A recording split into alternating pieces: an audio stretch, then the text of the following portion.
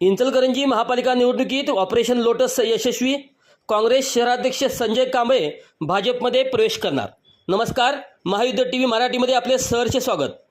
इचलकरंजी महानगरपालिकेच्या निवडणुकीपूर्वी शहराच्या राजकारणात मोठी उलथापालथ झाली असून काँग्रेसचे शहराध्यक्ष श्री संजय कांबळे हे भारतीय जनता पक्षात प्रवेश करणार असल्याची खात्रीशीर माहिती समोर आली आहे.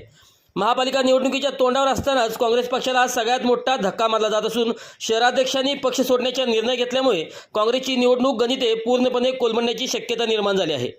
राजकीय वर्तुळात चर्चेनुसार संजय कांबळे यांच्या भाजप प्रवेशामुळे भाजपच्या तिकीट वाटपात मोठा ट्विस्ट येणार असून अनेक इच्छुकांचे राजकीय भवितव्य बदलू शकते.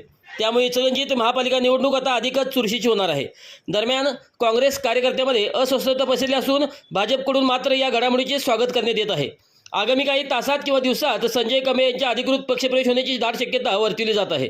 या राजकीय घडामोडीमुळे इचलकरंजीच्या राजकारणात नवीन समीकरणे तयार होत असून महापालिका निवडणूक आता निर्णायक वळणावर पोहोचली आहे. महायुद्ध टीव्हीसाठी इचलकरंजीहून आमचे प्रतिनिधी इम्रान मुजावर.